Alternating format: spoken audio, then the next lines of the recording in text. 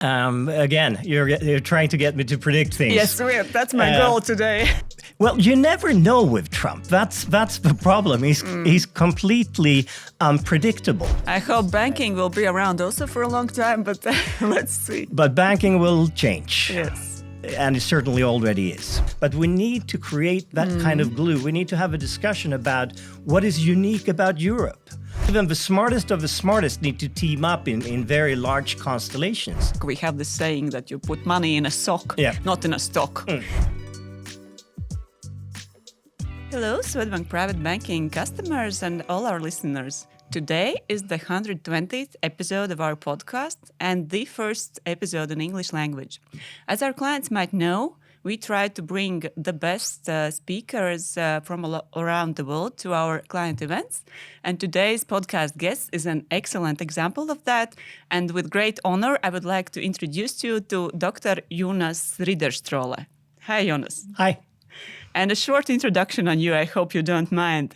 Jonas is one of the world's most influential and respected business thinkers, speakers, and book authors, and author of several well-known books, including Funky Business, Karaoke Capital, and Fast Forward, Make Your Company Fit for the Future. The latter was picked as one of the business books of the year by the Financial Times in 2017. Dr. Ridderstråle has also appeared on CNN, CNBC, Al Jazeera, and other television networks, and he has been featured on Fortune, McKinsey Quarterly, Time Magazine, Financial Times, The Times, Newsweek, and many other publications worldwide. His diverse client list includes Fortune 500 companies, major government bodies, and sports teams. A truly impressive list of credentials and achievements, so I'm very, very happy to have you on our podcast today. But maybe the first question I would like to have to ask you, how do you feel in Riga today? I had a short but very early flight, so I was happy that I got half an hour to rest in my hotel room beforehand. But I've been here quite a few times, and I really enjoy the city. Great to hear that and great to have you here. But now if we jump to the topic of our podcast, and as you know, our podcast is all about financial markets and investments, which are, of course, affected by both economic developments, politics, and also by major global trends. And I read your latest book, this Fast Forward, and which is also, I understand, pretty much about the mega trends that are now currently shaping the world. And at one point, let me quote you in this book. You wrote, "No one knows when a deadly virus might hit us on a global scale or when the next geopolitical or financial crisis will erupt." And this was written 2 years before the COVID pandemic, when at least I didn't have any suspicion that any this kind of pandemics could take place, and 5 years before Russia started a full-scale war against Ukraine. How do you feel having written that quite short time before these events actually happened? It's not like I'm predicting the future. I think the future cannot be predicted. I mean, there's so much integration today in the world. I mean, it's a spider's web of relationships, political, technological, economical, physical relationships. The fact that we travel to an extent that we've never, ever done before. So I don't think you need to be Nostradamus to sort of at least hypothesize that there will be unknown side effects of all these interlinkages. Some of them will be like COVID, of that nature, and some of them will be like the war now going on in Ukraine.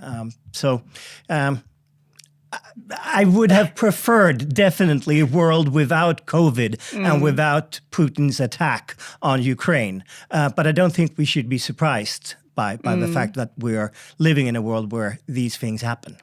Do you think like this, for example, pandemics or other this kind of global events will happen even more often in the future?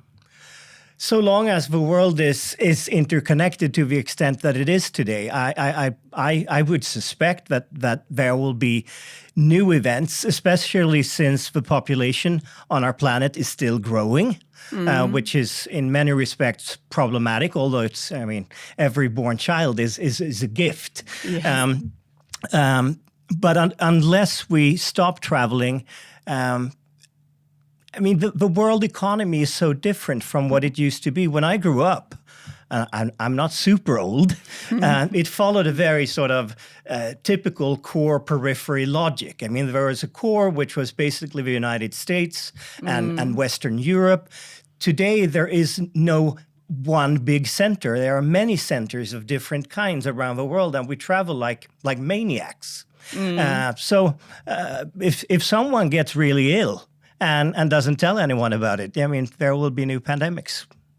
Well, this is actually also one question I wanted to ask you. Do you have some feeling or about the future, say about for also this maybe superpowers of the world? Will there be a shift, say, in the future?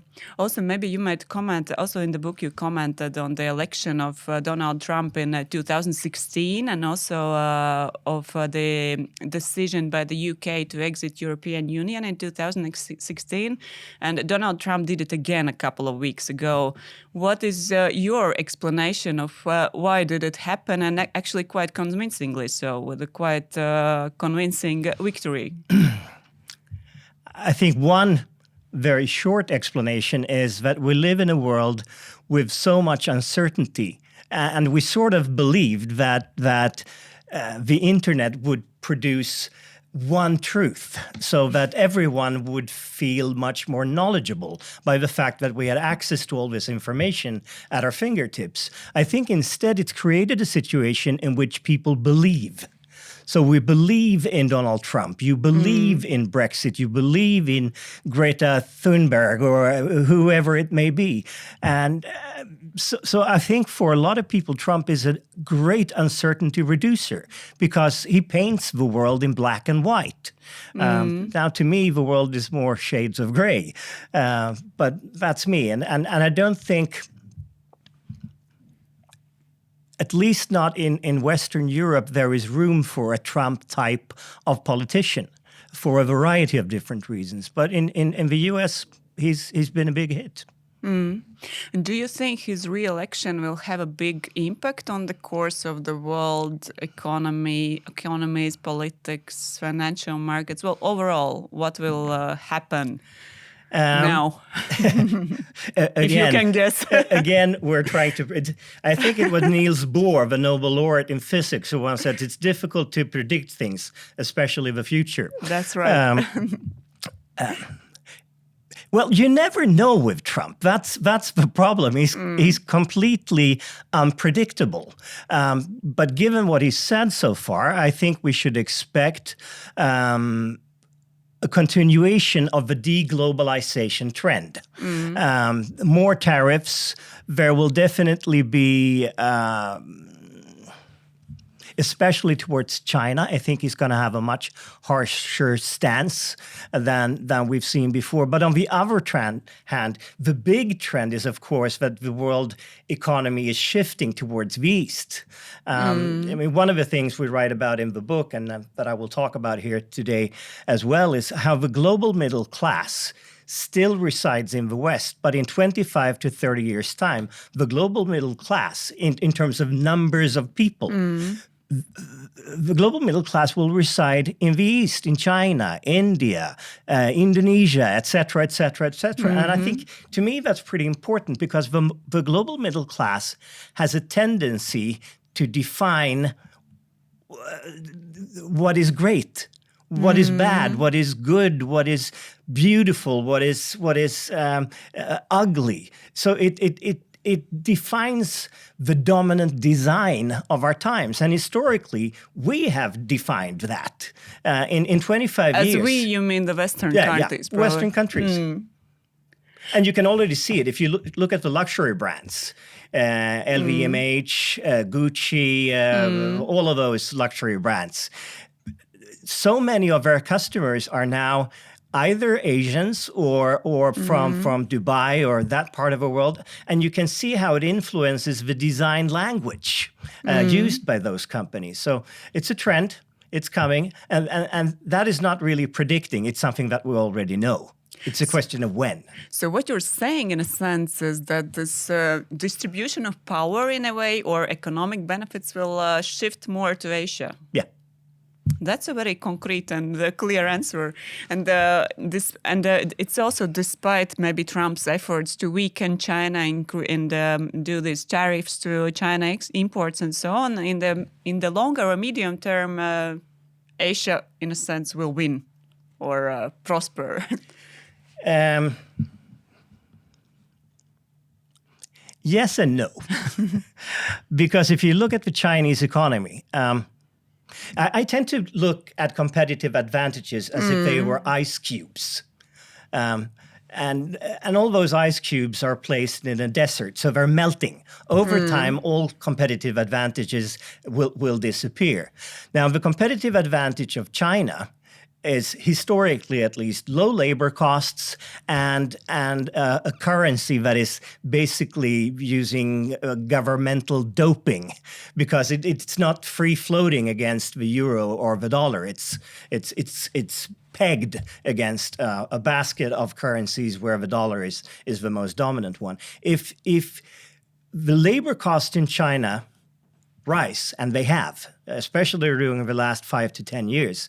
And if the currency advantage is gone, at some point in time, China will have to redefine itself and develop a new set of competitive advantages. And to me, that set of competitive advantages, which is about innovation, creativity, requires democracy. I think it's very difficult for people, creative people, to perform if you put a gun to their head.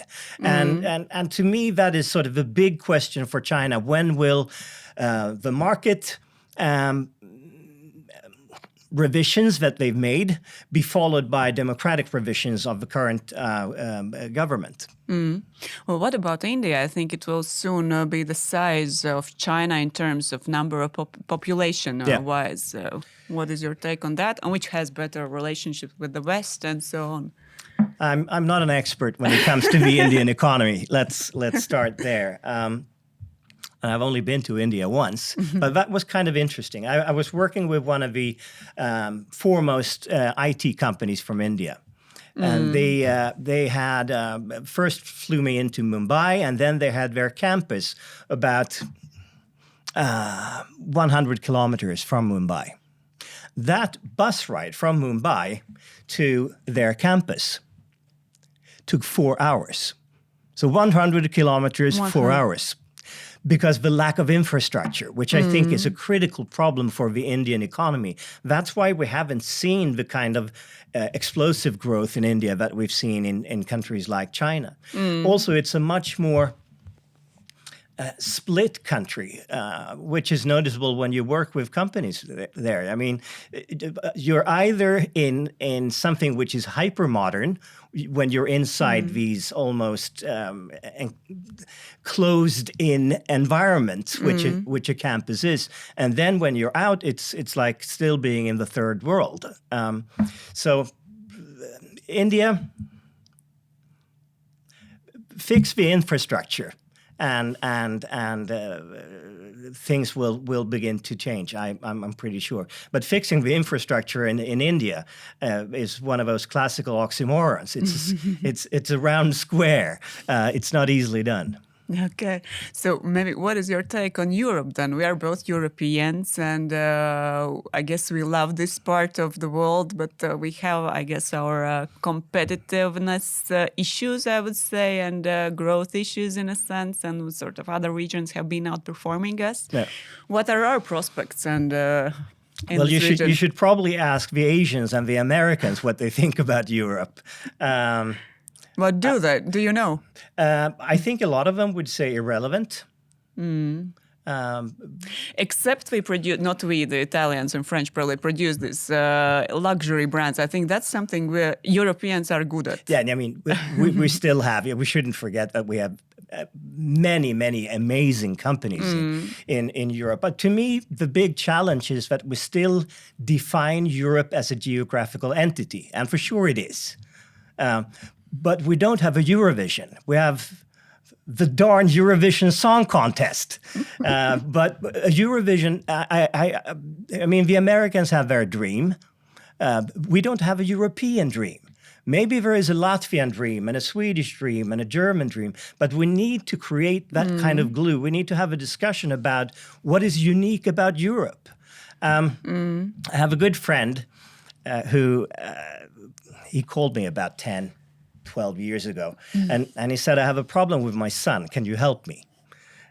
Well, I'm not sure. I'm not an expert, but well, I'm trying to get him to tell me where he would like to go on vacation this summer. And he only answers, not Budapest.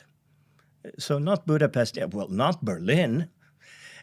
And that's a negative definition. And I think in Europe, we have a tendency to go for that negative definition. What is Europe? Well, it's not the United States of America. Certainly not when Trump is president. It's not China. It's not that. But we need to have a positive definition of Europe. And I'm not sure what it should be, but I'm eager to have a debate. Okay. So I guess this is up for a debate for the future, yes, to discuss how to create these competitive advantages of Europe. I also wanted to go a bit deeper, more into not only regions, but into companies in the sense. And in your book, this Fast Forward, you also speak in a sense about how fast the world is changing and also about the life cycle of companies. And I also recently saw data of the main index, financial market index of the United States, S&P 500, that if you take a look at the top 10 largest companies of the index today and compare it to the top 10 companies 20 years ago, it's actually quite striking, and I would say a bit also frightening that only one of them is still there, and it's Microsoft. All the rest that are up on the list probably you've seen on the news a lot lately. And Nokia was there 20 years ago among top 10 largest. And it's to me somehow striking how short their memory is and how the world has changed. So my question to you is, since you also discussed this in the book, what is the lifespan of the companies, and will we see the same 10 largest companies also in 10 years or 20 years' time? Again, you're trying to get me to predict things. Yes, that's my goal today. Ice cubes. Again, I mean, those competitive advantages are melting. And the heat in the desert is on. Maybe a slight elaboration. If you compare the U.S. economy to the European economy, there are some differences. In Europe, historically, we had stability on the level of the corporation. So founded in the late 19th century, been around forever. If you take a look at most well-known Swedish companies, with the exception of H&M and IKEA, if you look at Volvo and SKF and all those guys, 100, 125, sometimes 150 years old.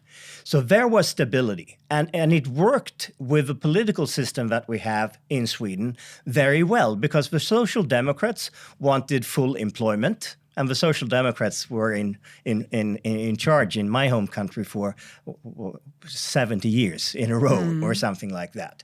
So you had the political system that produced smart engineers that could go in and work full employment in SKF, Volvo, and those organizations. If you look at Silicon Valley, you have stability on the level of the cluster, namely Silicon Valley. So there is, the economy is doing very well. There's more or less full-time employment in Silicon Valley, but the companies are more like popcorns. They pop up, you explode in value creation, and then the people leave the company and they set up a new company with other people. And very different implications from a political point of view, from an employment and employability point of view. Both systems can be okay, but I think it's when you get stuck in the middle, when you can't change the system, that's the big danger. So you have large companies that fail, but not in enough soil that is enabling new companies to develop and grow.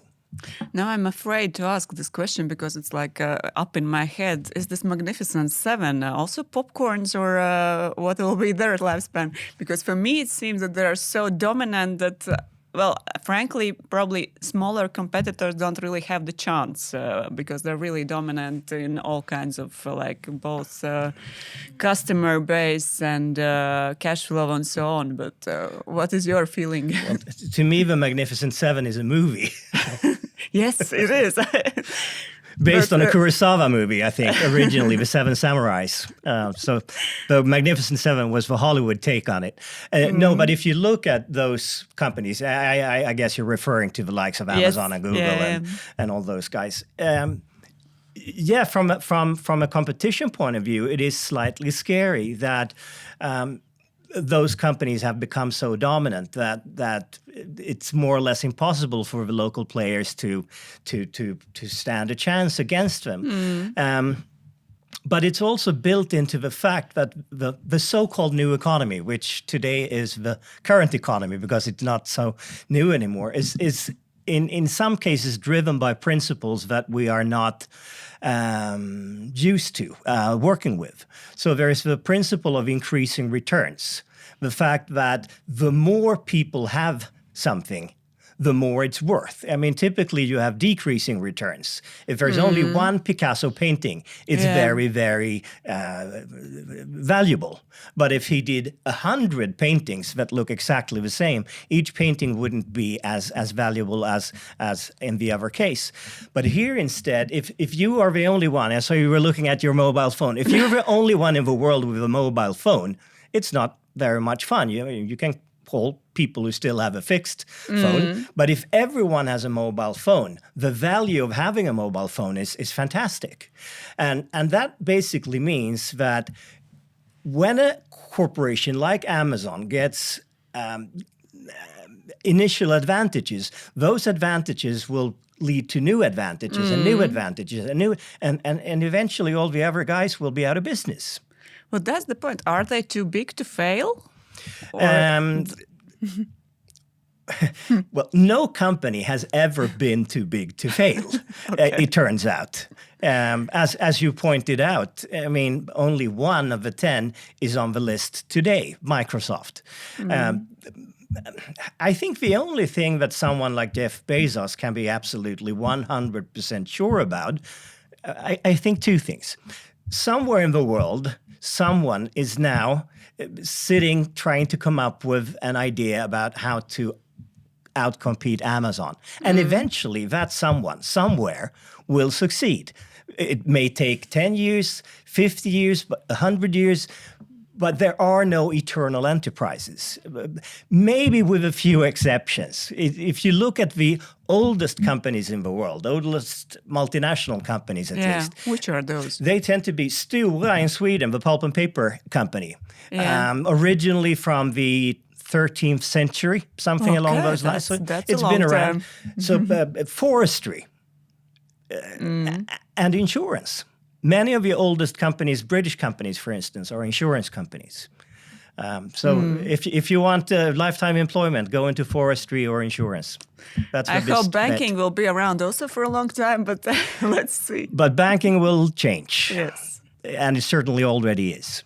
Yeah, that's for sure. But a bit related to this Magnificent Seven, the large companies, I also wanted to ask you about or discuss with you about the trend of artificial intelligence, which is supposedly the last breakthroughs have been, I understand, the fastest technological change in history. What is also your opinion on this trend? How will it evolve in the future? And the same Magnificent Seven have been investing massively into AI. Are they doing the right thing? Well, it's a bit like the Dalai Lama says, what is. I think artificial intelligence can be used for good purposes and for bad purposes. It's the same with electricity. You can use electricity to kill people or to make toast. The internet, you can use the internet to educate large parts of the third world who historically had no educational opportunities, or you can distribute child pornography. So the internet is, electricity is, artificial intelligence is. And I'm certainly not an AI expert. What interests me more is actually the consequences of AI for human beings. What is the last competitive advantage of man? If the computers can outsmart us, what can we do? What can we? Yeah, I think, at least for now, there are certain things that the machines can't do. The machines don't understand context. So I guess everyone listening, watching, at some point in time have Friday evening, have found themselves in a situation in which you hear, darling, do I look good in this one? And while the machine may say, no, it's the wrong size, you are obese, it does not fit you. Human beings use white lies. I mean, say, you look fantastic, darling, absolutely wonderful, because that's the grease that we need in the human machinery. I mean, if we were completely honest all the time, the world would be a pretty terrible place, because there would be so much negative feedback. In addition to that, and maybe the AI experts here will correct me and say, well, the machines can do this. But I have not seen a machine that fully understands emotions. All the things that make us human, the machines don't understand, like kindness, generosity, spontaneity. That's really what being a human being is all about at the end of the day. And so for me, that part is where we have to exploit our advantages in the years to come. You still need knowledge. It's not that you can become only a sort of a psychobabble, mumbo-jumbo kind of person. But you need the knowledge to understand if the machine is going completely wrong or exactly right. You've also, just sticking to this AI point, you've also been speaking a lot in the book and so on, that quoting you, that every one of us is becoming relatively more stupid. Yep. And you can probably explain better why is that. And the emphasis is on relatively. My question is AI is probably accelerating this effect even at a much larger scale, right? Now, what I mean when I say we're all becoming increasingly stupid, relatively speaking, is that knowledge on the individual level over time grows at a linear rate. So every 10 years, we sort of gain an additional 3 IQ points at the individual level.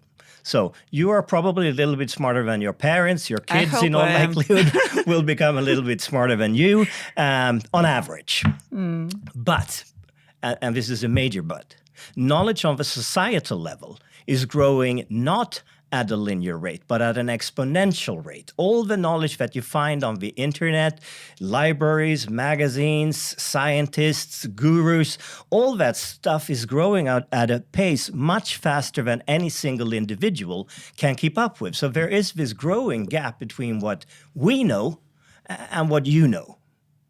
And how to tackle that? Is it that we're doomed, that we will be becoming more and more stupid, relatively speaking, or is there a solution for this? And how to live with AI also in this sense? Yeah, there is a solution. You have to collaborate. You have to team up with people. So it's not only know how, it's know who. Building this network of people with skills that you don't have and that you can never fully master, because the day and age of someone who sort of knew everything, the polymath, I think it's called in English, those days are basically gone. And you see it not only on the individual level. I mean, I think we use one example in the book of the Higgs boson particle. The Peter Higgs got the Nobel Prize, shared Nobel Prize some years ago in physics, based on 2 articles on this particle that they have in this big tunnel kind of system in CERN in Switzerland. And they wrote 2 papers. Those papers had 2,000 co-authors, something along those lines. So even the smartest of the smartest need to team up in very large constellations. The same goes for companies. I mean, companies today don't compete as standalone corporations. It's one ecosystem versus another ecosystem. So you need to work with your suppliers, your customers, your partners to an extent that we haven't really witnessed before. Countries link up. Look at the European Union. Go back in time and it was single country, single country, single country. Now we need to team up. So what I can summarize what I heard from you, so emotions or emotional intelligence and collaboration are the key forward for us humans. And who's really good at that? Men or women? Well, I can't judge. I guess both sides have their benefits, but... I think historically most people would associate emotional intelligence and cooperation more with women than men. And one of the points I'm pushing in the book, but I will talk about later on today, is that the future belongs to women. Well, let's see. But actually, I also have, of course, I would, in a sense, love that, being a female. But I have, then again, a question back to Trump election. My feeling, in a way, is that he was also elected because maybe of the anger of white males. So isn't there sort of a pushback to this trend, what you're suggesting in the book or overall? Yeah. There's an American sociologist that I've read a book. I can't remember his name. Robert J. Lifton, I think it is. He wrote a book about psychosocial dislocation. Psychosocial dislocation happens when we go through very rapid change. Like in the United States, where I think for many years the American dream was something which was tangible for people. But if you look at social mobility and socioeconomic mobility in the US during the last 15 to 20 years, it's been very, very limited. People no longer know stories about Jeff and Laura, who used to live down the road, and then they started their company, and now they live in this mansion. That used to be quite tangible in the US. If you go back, look at the 50s, 60s, 70s, 80s with Reagan, it doesn't happen to the extent that it used to. So I think all this change will mean that a number of people, mostly young, uneducated men, but not only, will say no. No to globalization, no to feminization, no to digitization. They will just say no because it overwhelms them. And what will it mean for the future of the United States or the world overall? Will this trend or this sort of counter-reaction keep for long term? Or I think the cure for most illnesses that plague the world today is education. The way to ensure equality between men and women in large parts of the world where it still doesn't exist, education.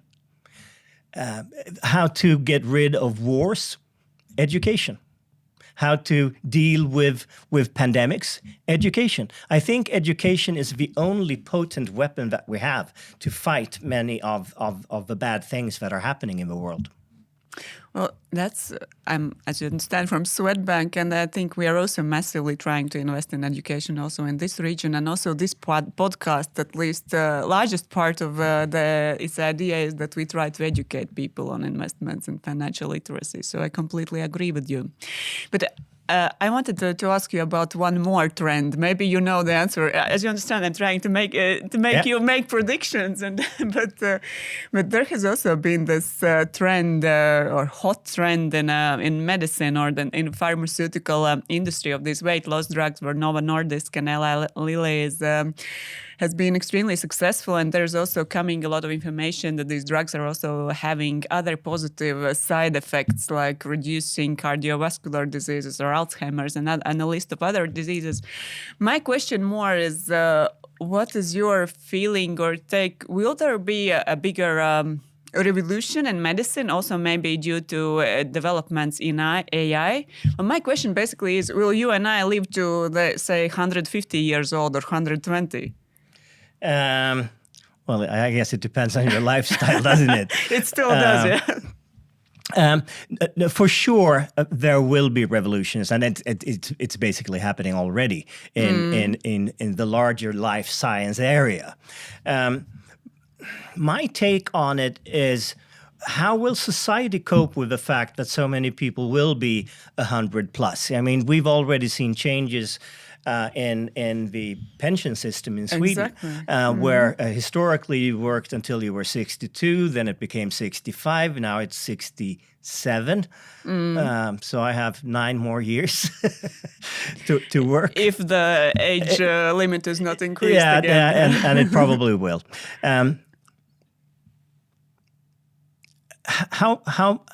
Who will pay for it? That's my question. Will we end up in a situation where we will have age apartheid?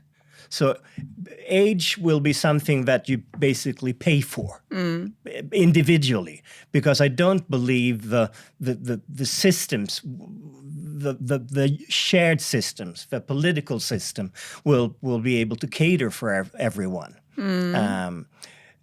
So that is slightly worrying. I think the big political debate always has a tendency to capture the questions that dominate a certain age. If we go back in time to the 19th century, the big political debate was about the negative effects of industrialization, so pollution, child labor. Then during the 20th century, the big debate was about how to distribute or redistribute the wealth created by industrialization. So we had the liberals and we had the social democrats and the communists, etc., etc. I think the big debate now could probably be the debate centered on the question of the ethics of science and technology. Because the questions that we need to ask ourselves now, the internet basically changed how we behave, but biotech and life science will change who we are, or perhaps even what we are. How much technology can you infuse into a human being and still call it a human? Or vice versa, how much human stuff can you put into a piece of technology and still call it a robot? Where's the distinction? And it's becoming increasingly blurred as I see it. Yeah, I think this is a very interesting topic, because I also have the feeling that probably, of course, the life expectancy will raise. But for me, I had the same question as you mentioned, that will the pension systems be able to endure this, and who will pay for this? And that's, I think, a very interesting question and dilemma in a way. And also, I think, if you look at AI as it's used currently, you can have a perfectly fine conversation over the phone with someone at a call center without realizing that it's not a person. It's AI. Yeah. So you still think that you're talking to, I don't know, Eric or Anna or whoever it may be, but it's a computer.